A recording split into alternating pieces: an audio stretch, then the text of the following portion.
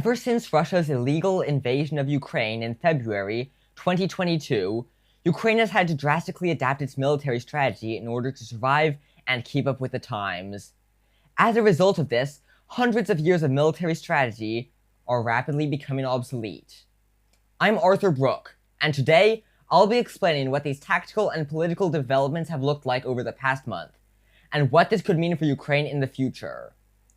As of this month, the war in Ukraine has gone on for longer than World War I, and as such, I'm sure there is a lot of information out there, both correct and incorrect, which I intend to clear up so you have the accurate information.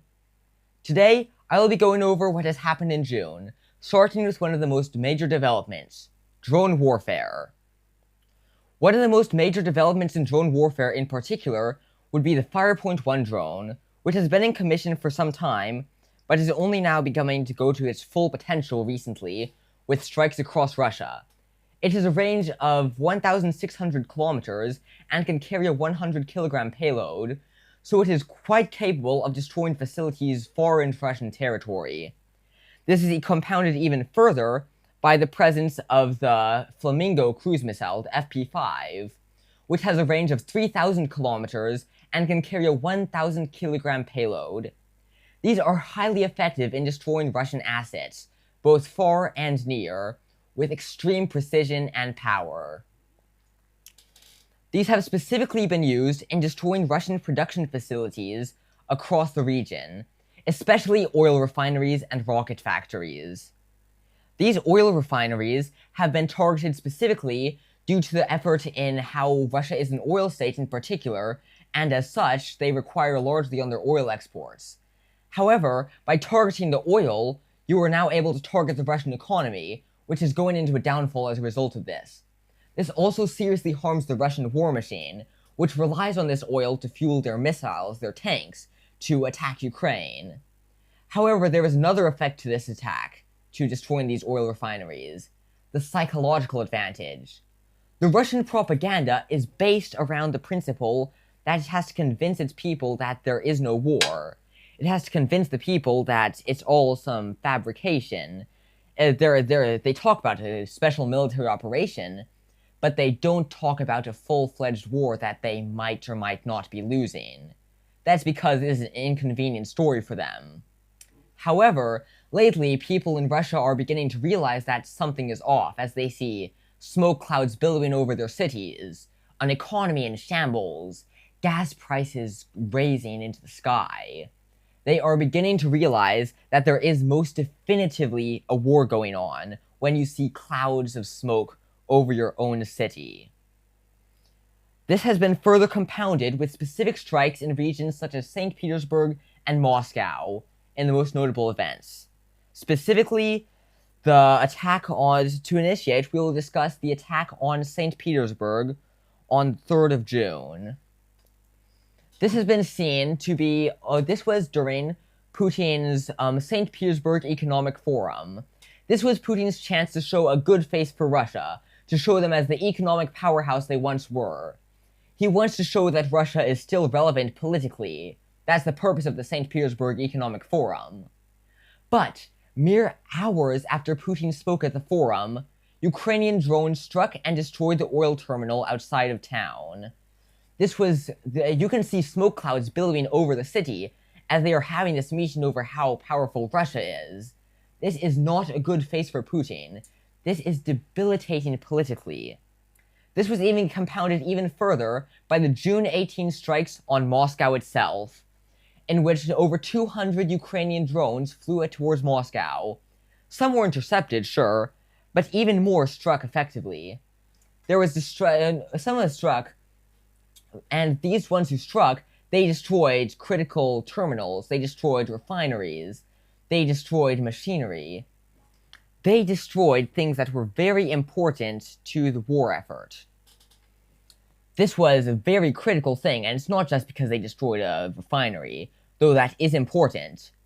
What is even more important than destroying the refinery is the idea that they destroyed the trust of the people. People in Moscow could see clouds of smoke over their own city.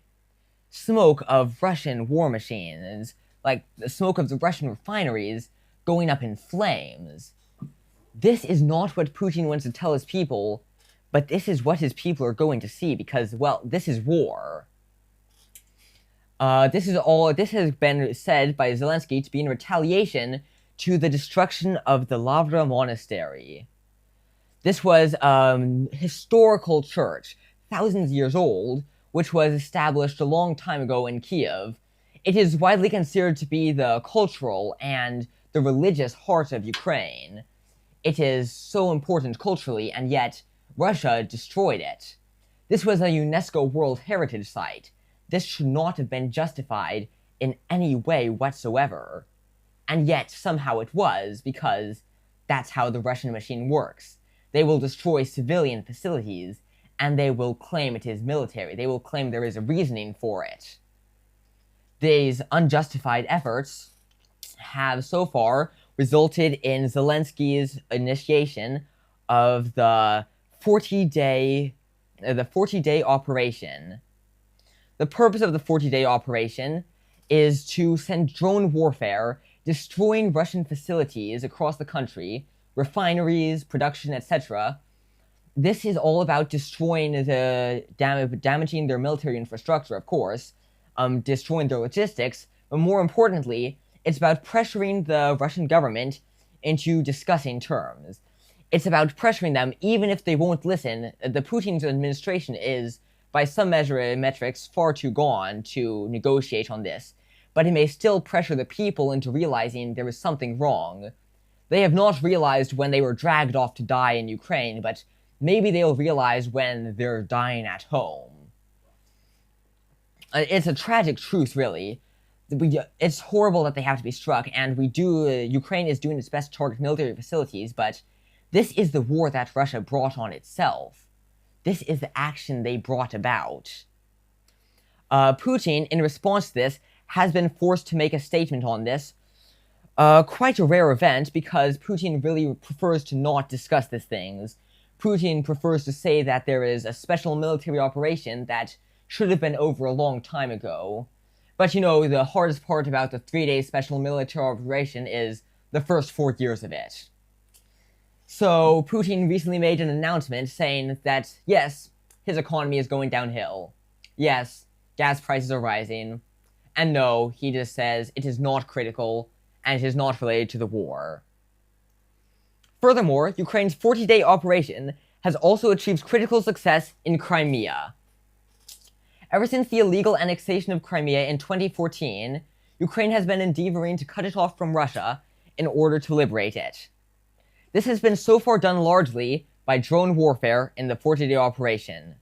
The Kerch Strait Bridge, which is the main method of connection between Crimea and Russia, and also the main method of connecting it by soldiers, civilians, and oil, has been struck multiple times in the war, and lately, Ukrainian drones have been targeting the regions around it.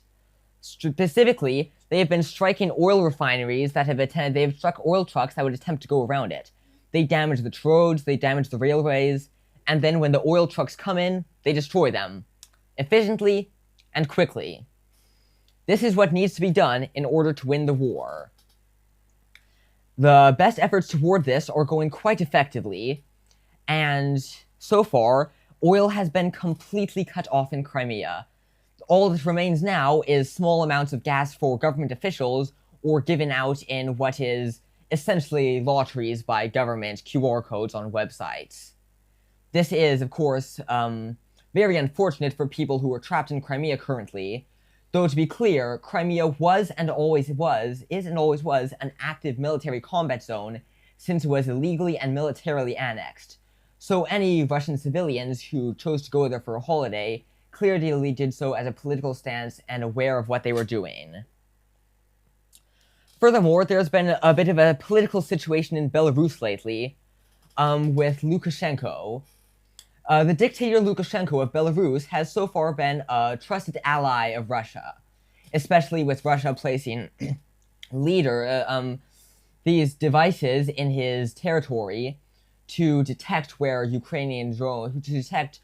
Russian drones are going to hit. These guide Shahed drones onto Ukrainian civilian targets. Now, in response to this, Zelensky has delivered an ultimatum in which he told Lukashenko to shut off the systems, or he would shut them off by drones. In response to this, Lukashenko did, in fact, shut them off, not wanting to accept the ultimatum and risk the destruction of its facilities. Because Belarus, it's not an economically powerful state, apart from the oil refineries. It counts on the oil refineries for its economy. And so, if the oil refineries were to be destroyed, this would prove to be an unfortunate effect for him, and he is not willing to risk that in his war.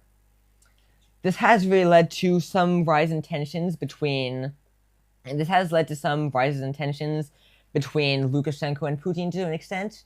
Putin did not support the move, of course, and Lukashenko has been in communications with Chinese authorities as of late, possibly looking for a way out of his current situation, though as of now, his situation does seem to be somewhat stable with Putin, even as he has disabled the systems.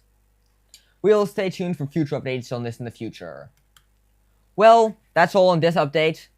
That's all that's happened this month. Well, there's more, of course, but that's the essentials of what happened.